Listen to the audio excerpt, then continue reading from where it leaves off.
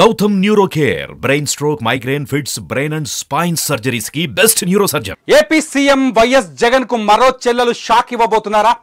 YS Vivekananda కూతురు నర్రెడ్డి సునీత కాంగ్రెస్ పార్టీలో చేరతారా అంటే అవుననే తెలుస్తోంది. షర్మిల పీసీసీ బాధ్యతలు తీసుకున్న వెంటనే సునీత కూడా కాంగ్రెస్ పార్టీలో చేరతారని తెలుస్తోంది. హైదరాబాద్లో వైద్యురాలిగా పనిచేస్తున్న సునీత తన తండ్రి మరణం తర్వాత న్యాయం కోసం పోరాటం చేస్తున్నారు. వివేకానందరెడ్డిని హత్య చేసిన వారిని శిక్షించాలంటూ కోర్టుల చుట్టూ తిరుగుతున్నారు. అయితే తాజాగా ఆమె మరో అడుగు ముందుకు వేసి కాంగ్రెస్ పార్టీలో చేరాలని నిర్ణయం తీసుకున్నట్టుగా తెలుస్తోంది.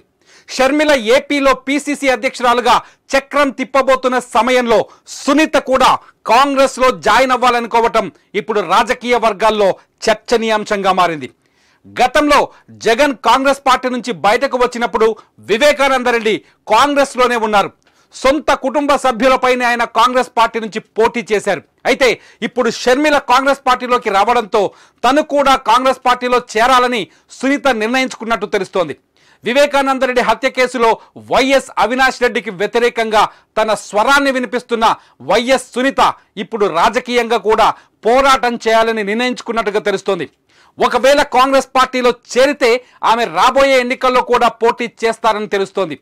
పులివెందుల అసెంబ్లీ నుంచి కానీ కడప లోక్సభ నుంచి కానీ కాంగ్రెస్ పార్టీ తరఫున వైఎస్ సునీత పోటీ చేస్తారనే ప్రచారం జరుగుతోంది.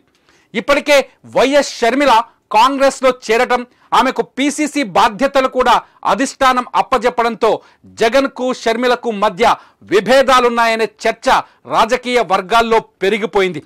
ఇప్పుడు సునీత కూడా షర్మిల బాటలోనే నడవటం, వైఎస్ వివేక హత్య కేసులో భాస్కర్ రెడ్డి కుటుంబం, ఆయన కుమారుడు వైఎస్ అవినాష్ రెడ్డి కూడా విచారణను ఎదుర్కొంటున్న నేపథ్యంలో సునీత పొలిటికల్ స్టెప్ తీసుకోవడం తీవ్ర చర్చకు దారితీస్తోంది.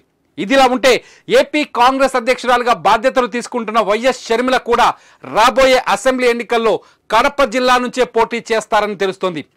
జమ్మల మడుగు నుంచి ఆమె అసెంబ్లీకి పోటీ చేయబోతున్నట్టు సమాచారం వస్తుంది.